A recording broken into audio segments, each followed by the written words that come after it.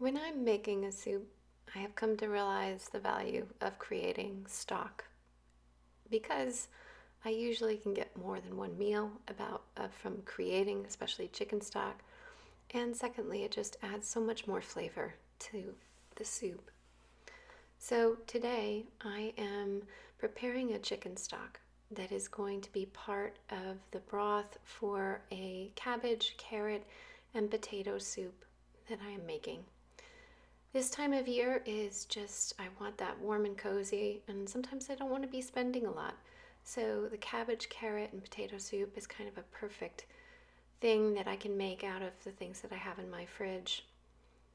So here, and I know some people are getting a little queasy with this, but it really does help add flavor to everything, is putting little pads of butter in underneath the skin of the chicken. And I always have the motto, butter makes it better.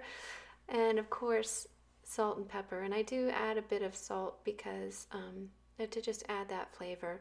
I'm not only going to be using the broth that's produced from all of this, but I'm also going to be serving the chicken over the next few days as well. I try to get as many meals as I can out of a whole chicken.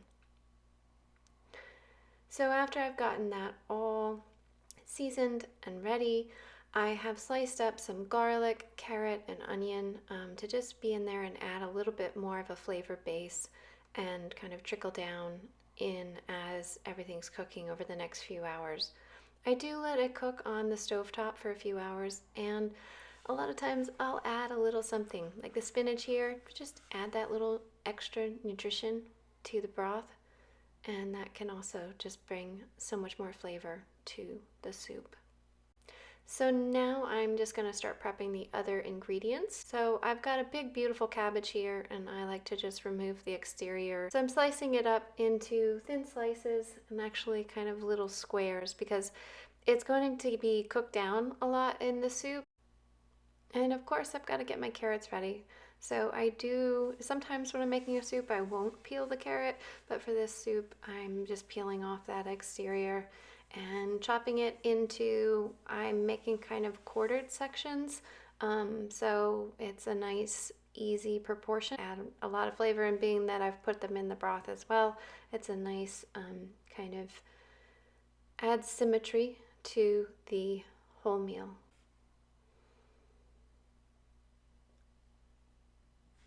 So I've got my potatoes cut, and I've got my broth that I am bringing back in.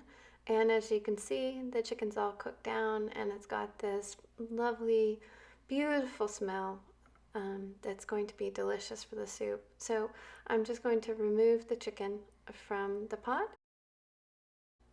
And now adding water so that the broth can dilute a little bit, because in the process of cooking the cabbage and the carrot and the potato, there's going to be evaporation. So I'm adding 2 or 3 cups to fill up the pot so there's enough water.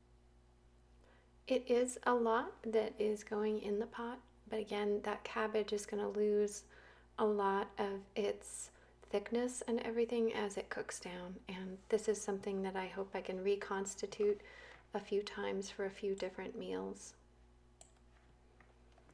So next day I actually decided to serve this with lunch, and so I thought to add a little bit of basil, just fresh basil, to add a nice aroma to the soup.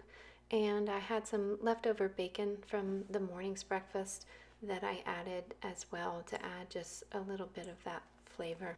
So that chicken that I cooked earlier, that's going to be part of the side with the soup. And I just did a little bit of lettuce, fresh lettuce there as well, with a little bit of olive oil to add a little bit of freshness to the meal.